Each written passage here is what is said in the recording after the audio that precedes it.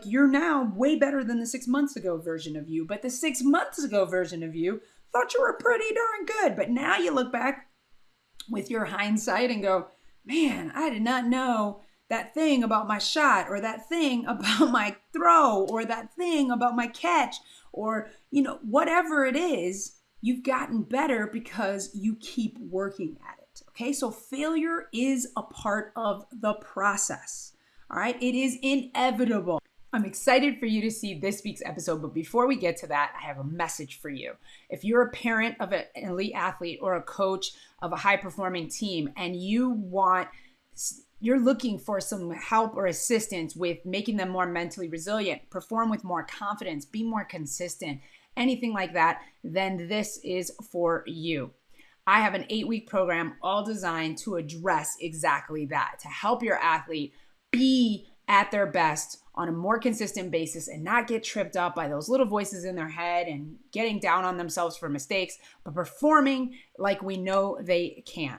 So what I want you to do is don't delay, just grab a time on my calendar through this link, and let's set up a time to talk about your specific situation and how what I'm offering in my 8-week program can help. Okay. So it's bryndrescher.com/free consultation. So click this link, grab a time on my calendar. I look forward to talking to you. And now on to this week's episode.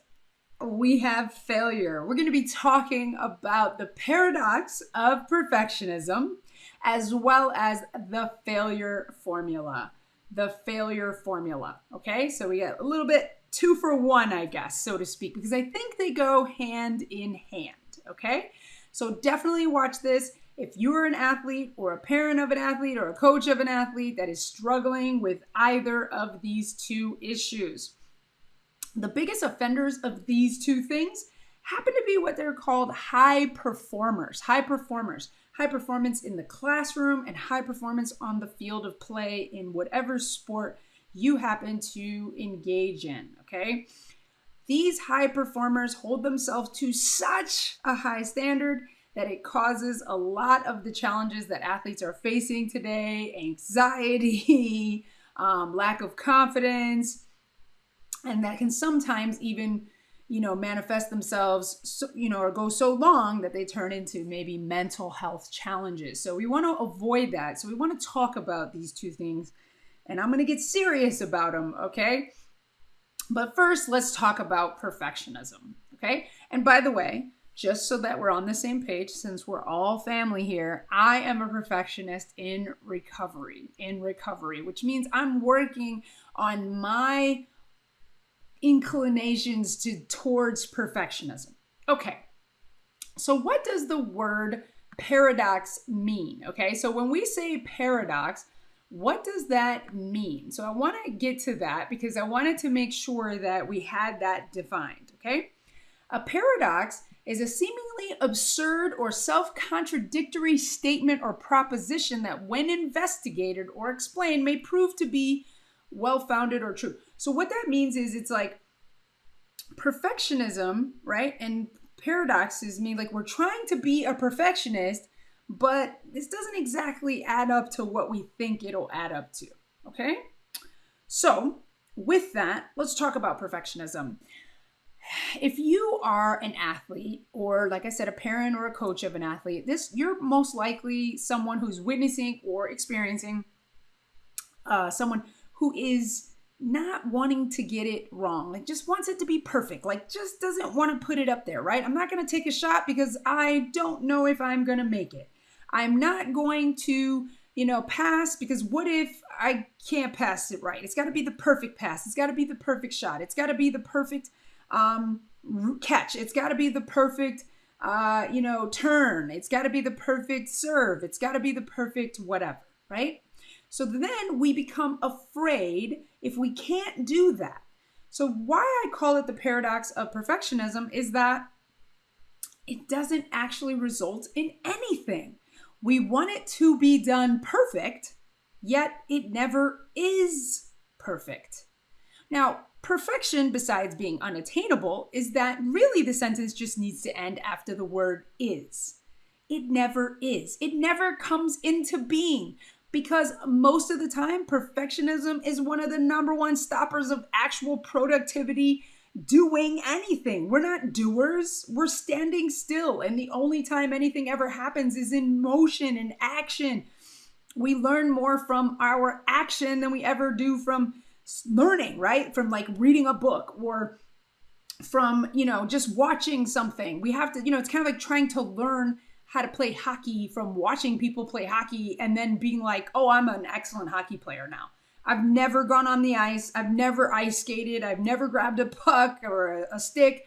I just know I'm an excellent hockey player because I've watched those people. So I'm amazing. You do not become perfect in just watching anything, right? So we have to get out of this idea that perfectionism is what we're going for, because it doesn't exist. It's this thing, this idea, this ideal that keeps us stuck in this idea of, since you can never be perfect, literally, no such thing, right? Then what is the point? If I'm going for perfectionism, which is only going to keep me from doing anything. So that is the thing. Stop calling yourself a perfectionist. Number one thing for you as an athlete, we talk a lot about identity, but what I really need as a high performer is for you to stop holding yourself to this impossible standard of perfectionism, because you can't reach it. And it's the main reason you're having some of these challenges, regulating your emotions, feeling okay, because you've set the bar so gosh darn high that you can't even reach it. And therefore, it's just a failing proposition. All right? So we want to get out of this idea that we can be perfect, okay? That we can be perfect, all right? I had a young lady that I was talking to not so long ago who said that she wanted to make sure that she didn't walk anybody. She's a softball player. And she's like, yeah, I just don't want any walks. Like, I want you to help me with no walks. So the interesting thing about that is, and I asked her, I said, is there any, because maybe I don't know, right? I don't watch a lot of baseball or softball. So is there any 100% pitchers, like never thrown a walk, never thrown a ball in their entire career or anything like that? She was like, no, I don't know any. I happen to know for a fact there's no such thing as a 100% shooter, 100% catcher, thrower, anybody in any sport, in anywhere, okay? Yet we're all trying to avoid not being perfect, okay? So let's get perfectionism out there. And the number one way to kill that is to recognize that it's unattainable, that you're actually not going to ever bring anything to being by being perfect. And lastly, and most importantly, change that language. Stop calling yourself a perfectionist. Don't identify with it. Don't claim it. Just move away from that, because language is so powerful, okay? So are we in agreement now? You and me, no more calling ourselves perfectionists? Okay, good. That's great. Now we're going to go into what I think is a really powerful thing, which is, okay, if I can't be perfect, I'm still afraid of failure. I mean, failure kills, in the words of Les Brown, failure kills more dreams than anything ever does, right? Fear kills more dreams. I'm sorry. He says fear kills more dreams than anything, right? So in that, right, we have to kind of figure out what we're going to do with this failure thing, because, I never want to lose a game. I never want to miss a shot. I never want to do any of these things. I hate it. I hate the feeling of taking a shot, missing it, hearing the crowd go, oh, or, any of those things. Making mistakes just sucks. Hey, listen, the funny thing about sucking, I'm glad you brought it up. You're like, no, you brought it up. No, you brought it up. Okay, all right, I said it. But the point is, the funny thing about sucking is that I like to break the word success down as success. Success. You've got to suck first, right? Because pretty much anything you've ever endeavored in, you used to suck at. Let's be real, okay?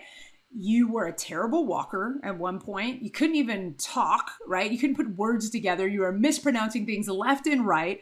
And you're like, but I was a baby. But that's the point. You all start in the infancy stages of a thing. And at that time, it was revelatory. People were celebrating the fact that you even got up for 5 seconds, even if you fell over. But you had to suck first.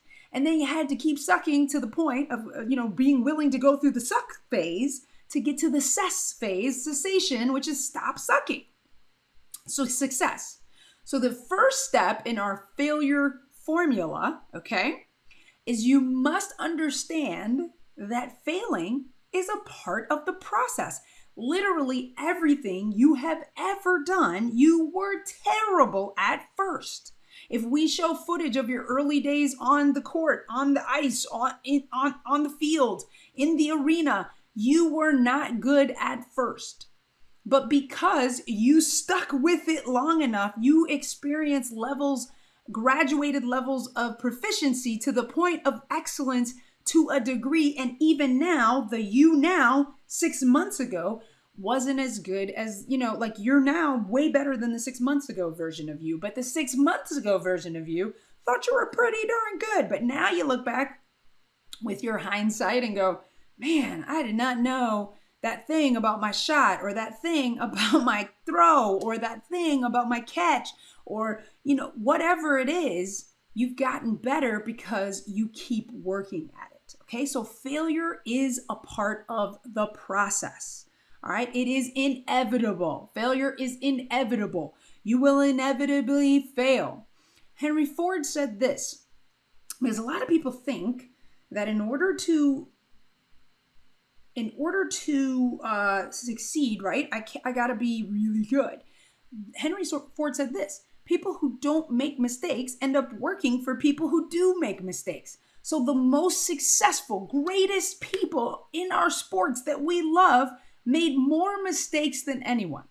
Okay, so the greater failures, right? The greater failures are the more successful people. Okay, so failure is inevitable. So you want to be a good failure. Okay, so we got to embrace it. We got to embrace that in order to become a great shooter, I'm going to have to miss a lot of shots. In order to become a great anything, a tennis player, volleyball player, I'm going to have to whiff on some shots. I'm going to have to put the spike in the wrong place. I'm going to have to, hit a ball out in tennis. That is going to happen. But as I get more proficient with the swings of my racket, I'm going to have more balls that land in and place them where I want to. But I have to be willing to go through the process of not knowing how to hit the ball, how to swing my racket, how to do all of those things. Okay? So failure is inevitable. This is important. Okay? I want to make sure, because they say you miss 100% of the shots that you don't take, right? 100% of the shots you don't take. But again, as we already said, there's no 100% shooters out there, okay? So you got to take shots, all right? At the beginning of the pandemic, fun fact, I actually went out to a basketball court near here, and I took shots every day because I didn't really want to do I don't really enjoy working out at home. Some people like to run on a treadmill. I like to run out into the world or whatever. But I decided I wanted to kind of get in the head of one of my athletes. Since I work largely with basketball players, I went out to a nearby court and I just went and I shot free throws. I put up on average anywhere between 150 to 200 a day. I got to about 200, 250 a day. And I was keeping track in a notebook like this, and I was writing down in sets of 10 how many out of 10 I made.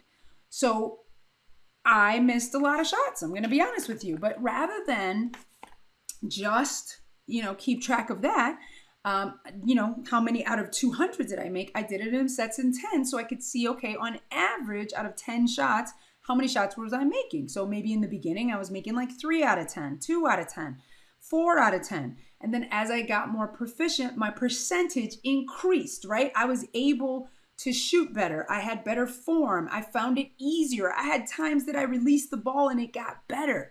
But I had to be willing to do what? I had to be willing to miss. I had to be willing to go out and figure it out, okay? The second part of the failure formula is that you must fail fast. You must fail fast. So what does that mean? Well, in going back to my story, instead of keeping track out of 200, I needed to know what my feedback was out of 10. So on the next set of 10, I could make some adjustments. So I needed to fail fast. I needed to get through my shot. Now that doesn't mean rushing my shots or rushing your catches or your throws or your spikes or serves or any of that stuff. It just means you're looking for a segment of time that I'm willing to risk failure to get some, step 3, feedback. Okay, feedback. So 2 out of 10 tells me, okay, there's something off with my shot. Am I using the correct form? Am I using too much arms, not enough legs? Is there enough mechanical motion going in? Is it flowing? How am I feeling when the ball releases? That type of stuff. So if I fail fast, right, then I get a chance to get closer to success. It is said that failure and success are two sides of the same coin. So what that means is as I've already said, the most failing people are the most successful. Obviously, one of the top examples they like to use is Mr. Thomas Edison. How many attempts at inventing a light bulb, according to folklore, did it take? 10,000. He had to be willing to risk 10,000 failures to get to one light bulb that changed the world. But he was willing, he had to fail fast. He had to know, okay, this isn't working, this isn't working, this isn't working, this isn't working. Again, not stopped by perfection because we've done away with that. And so you need to be out failure, right? You have to out fail people so that you can out success them. Do you get this? I want you to out fail people so you can out success them. Like, yo, I'm about to out fail these people. I'm about to put up more production, okay? Like 10,000 reps, all right? So that I can get that much better, right? And it said the whole 10,000 hours and all that. And I know there's some people say it's not true. It doesn't matter. Put in reps, okay? Put in reps. And then the most important component of the failure formula is you gotta use it as feedback. What's the feedback? What is this telling me? This quick failure is telling me what? My form's off. I'm not conditioned enough. I want to tell the story of the good old Kobe Bryant. We all know about Kobe, right? He airballed several times in his rookie season in a crucial game against the Utah Jazz. I believe it was close to the playoffs, if not in the playoffs. And he was asked later, were you embarrassed by that? I mean, you're an NBA player, right? You are like on the pinnacle of basketball height, right? And you airball? Like, who airballs in the NBA? But he said no. He said no, I wasn't embarrassed. But I was perplexed as to why it was happening, and I knew I needed to figure out why. So once I examined the information, it was like, well, if you don't know, Kobe came from high school straight to the NBA. A high school season, let's say, does something around 30, 40 games. For an NBA player, it's like 82 game season, and that's not even including playoffs, as far as I know. And you can correct me in games like, no, it's actually 82 including playoffs. You can tell me. I don't know. So if obviously I didn't have that much conditioning. I didn't do that much because, once you get drafted, you're just on an NBA team and you're off to the races. So he didn't realize he didn't have enough conditioning and strength in his legs to go the distance of an NBA season, which is why he was basically, his legs were dead and he didn't have what he needed to see the rest of that game through. So he made sure it never happened again because he studied the feedback, right? He became a student of his own failure. And then instead of getting all wrapped up in it, he decided, okay, you know what? I see what happened here. Fix it, move on. Fix it, move on. Fix it, move on. Okay? Now, oftentimes you will find, and I've found this with several of my clients, where they will avoid taking shots, doing things because they don't want to make mistakes, or they will suffer their mistakes, right? Pain is inevitable, suffering is optional. So in other words, they miss on this end, and now they're basically boo-hooing all the way to the other end of the court, or they're boo-hooing on this end of the court and they're not even down there when the defense turns into offense and they're running down to take a shot on our basket or whatever the case is. I want you to listen carefully. There are no badges or medals or trophies or awards for who suffers their mistakes the most. This is very important. You don't get extra credit for knowing that it sucks to make mistakes. Oh, it's terrible. You don't understand. I missed this shot. Hey, we get it. You feel bad. You missed a shot. You let your team down. All this. Wait, is that true?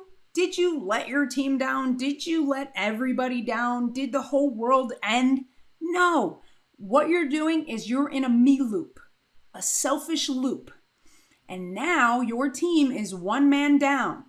One man down because you're in your me loop. And so if you happen to play in a game like basketball where it's 5-on-5, now it's 5-on-4. And we know in soccer, when you take a player off the field, it makes it that much easier to score. So similarly, I'm sure it's the same in basketball. The point is that we need all of our personnel to be there. So we gotta shake off those mistakes as quick as possible. We gotta fail fast and we gotta recover fast. Okay? Fail fast, recover fast. Fail fast, recover fast.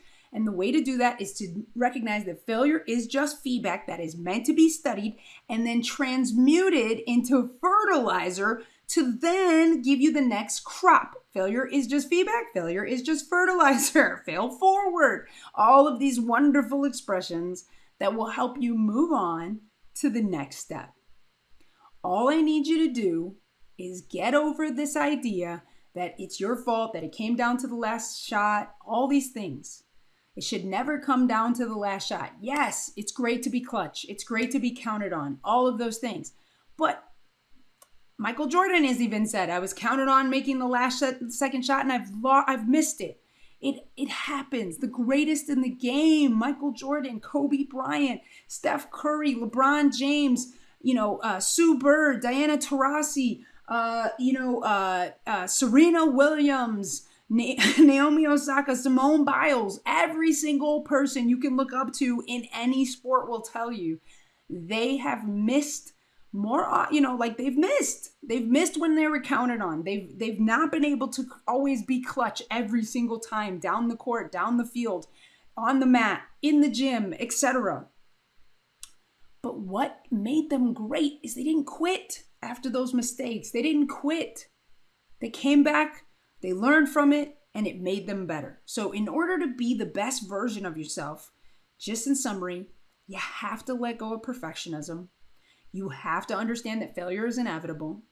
You gotta get really good at failing fast.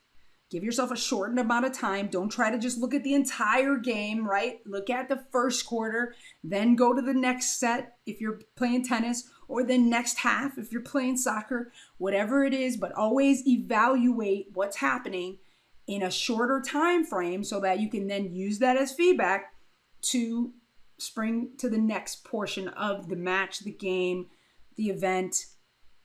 You guys get what I'm saying? Okay? I know that this is something that you can do. We need to stop fearing failure.